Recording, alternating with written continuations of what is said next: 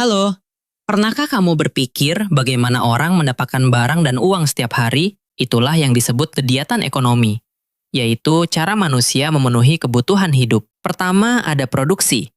Produksi adalah kegiatan membuat barang atau jasa, misalnya membuat roti seperti ini. Setelah itu ada distribusi, yaitu mengirim barang ke tempat lain. Barang dibawa dari pabrik ke toko. Terakhir ada konsumsi, yaitu menggunakan barang, seperti saat kita makan atau memakai pakaian. Siapa saja yang terlibat dalam kegiatan ekonomi? Rumah tangga adalah pelaku ekonomi yang membeli dan menggunakan barang. Produsen adalah pihak yang membuat barang. Distributor mengantarkan barang ke konsumen.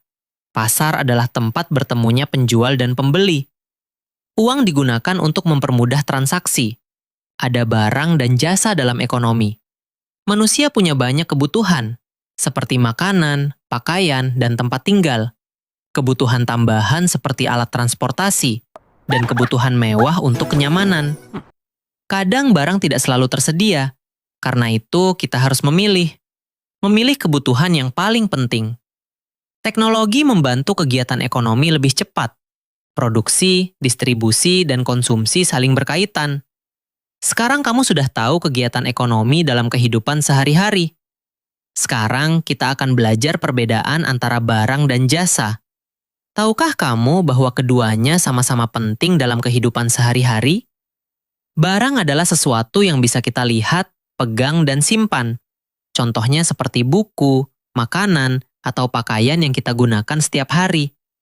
Barang biasanya diproduksi di pabrik atau dibuat oleh seseorang, lalu dijual di toko untuk digunakan oleh pembeli. Sedangkan jasa adalah layanan yang diberikan seseorang kepada orang lain. Jasa tidak bisa disimpan, tetapi manfaatnya bisa kita rasakan. Contohnya seperti jasa dokter, guru, tukang cukur, atau montir yang membantu kita dalam berbagai kebutuhan. Jadi, barang bisa dilihat dan disimpan, sedangkan jasa adalah layanan yang dirasakan tanpa bentuk fisik. Keduanya saling melengkapi dan membantu kita menjalani kehidupan dengan lebih mudah dan nyaman.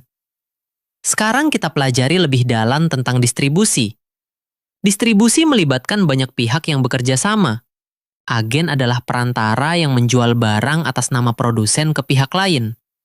Agen membantu produsen menjangkau pasar yang lebih luas tanpa harus menjual langsung.